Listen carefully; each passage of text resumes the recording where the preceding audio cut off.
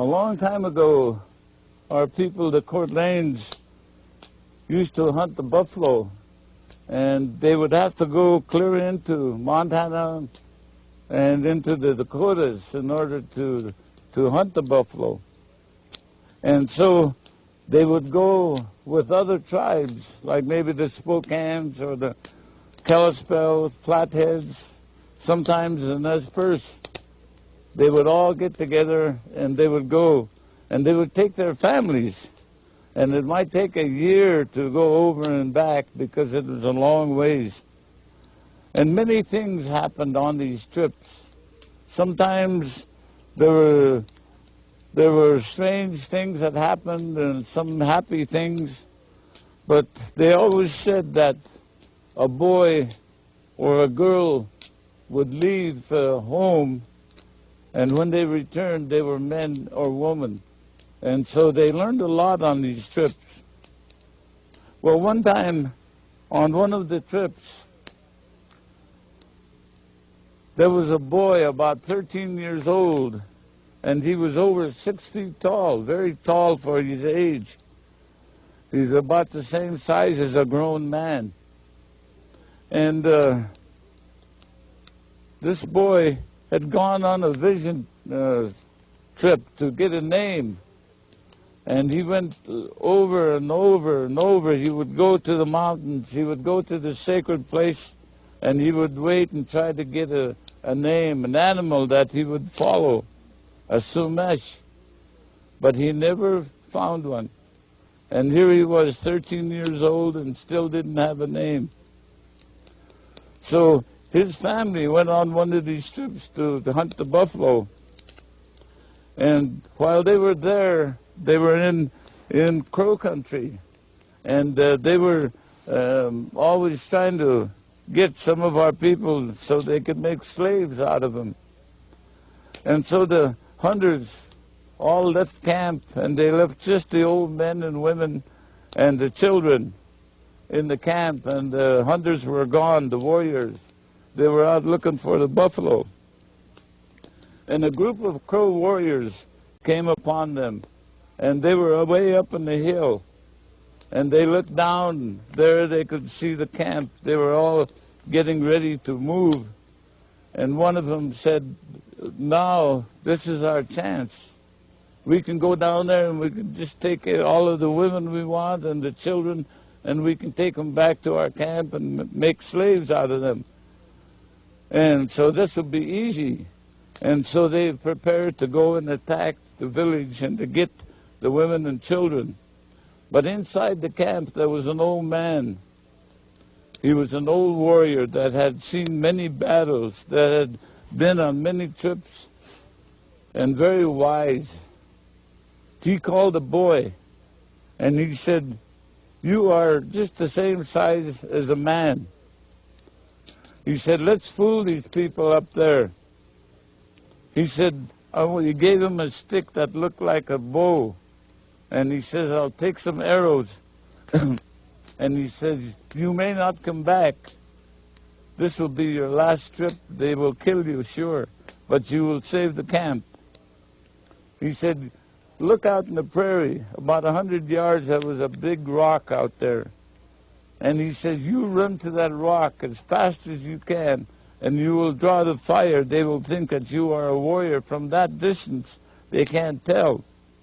And you will probably lose your life, but that'll give us enough time to get away." So the boy looked at him and he says, "All right, I will do it. Now let's pray." So he and the old man prayed together. Great Spirit, help this boy. Help him to achieve what we planned on, that he may get the attention of these warriors long enough for the rest of us to get away. And so he shook hands with the young man, and he says, "This is goodbye. The Crow are very good shots, and they will not let you go. You will die."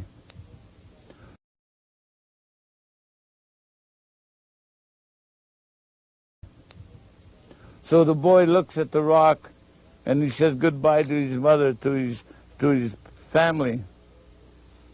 he strips off and he gets in war paint. He runs out in the middle, right out in the open. He raises his bow and he yells. He gives a big war whoop. And he challenges those people up on the hill. Kill me if you can. And then he starts to run. The warrior chief said, this is easy. There's only one man in the whole group. We will kill him. So they all took their flintlock rifles and they followed him. And the boy started to run as fast as he can. I am going to die. I am dead. I am just as good as dead. And so he runs just as fast as he can. He starts zigzagging, going back and forth. And all of a sudden he dives and he gets behind that rock. And all of the warriors on the hill fire at the same time as he goes by. And when they fire, the smoke from the rifles goes up in the air. And they missed him. He lays there behind that rock and he says, oh, it's a great spirit, thank you. I am still alive, but I still have to save those people. So he looks out on the prairie, and again, way out about 100 yards again, he sees a clump of bushes. I will head for those bushes, and this time I know they will kill me. So again, he gives them time to reload, and then he gets out there. Again, he gives his yell, he waves his weapon. It was just a stick, but they thought it was a bow. He yells, gives his war whoop, and again he starts to run. He zigzags and runs as fast as he can. And again they fire at him. Again the smoke goes in the air, but they missed him. He lays behind the bush, panting and wondering, what is wrong? Oh, why is it I am still alive? And then he looks back to the rock. And he says, well, I'll give them time to reload and I'll go back again. So he waits a few minutes, he's puffing, he's sweating, and he is tired, and he gets up and again he yells, again he waves his weapon, again he takes off running. Running just as fast as he can, he gets back to the rock and he lays there wondering what is going on. In the meantime, the Crow chief, he looks down and he looks at his warriors. What is wrong with you? Why can't you hit this man? And they said, well, he must have special powers. He is a special man. Nobody will kill him. You can't kill a man that has special powers like that. And the boy is wondering what is going on. So again, he gets rested and again he takes off going back to the original place where he started. By that time, the camp had moved. All the women and the children and the old people were on the move. They had started to take off. And the warriors who had gone hunting heard the shots, and they headed back to the camp, knowing that something was wrong.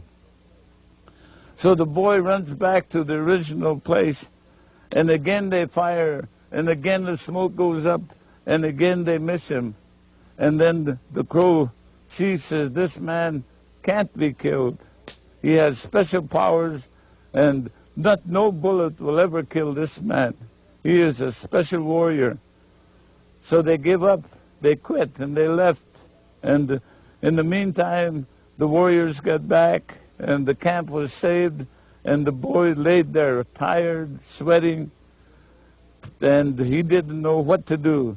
So the old man came and picked him up, says, you saved us. You saved all the Coeur d'Alene people and all the others in the group. Said, you are a hero. And he didn't believe it.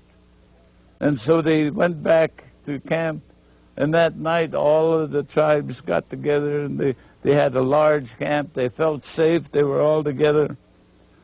And they called all the chiefs together. We have to have a powwow. We have to honor this boy somehow. So they met, and they went into a special lodge, and they talked and wondered what they could do.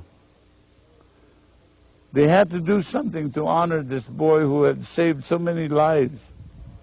So after about 2 hours, they came out of the lodge, and the main chief got up and he spread his hands and he looked at all the people. He says, quiet, I have an announcement to make. So they all quieted down. They looked at him and he said, we have went over this boy's history. We know what he's done since birth. We know that he has gone to seek a vision. We know he could never get a name because he could never get a sumesh. But he is protected by something greater than an animal. And so we have decided that we will give him a name. From this day forward, the boy will be known as 4smokes. That is 4-smoke. And so they said, well, why? Why do you call him 4-smoke? And it was because each time that he came out of hiding and run, they would shoot at him and the smoke would go up in a big puff. And 4 times he did that. So 4 times he eluded them. And so he was given that name. 4smokes grew up to be a great warrior. He grew up to be a man that was very, very respected because of his ability as a leader, as a warrior, and most of all, he was remembered because of that special day that he got the name 4smokes.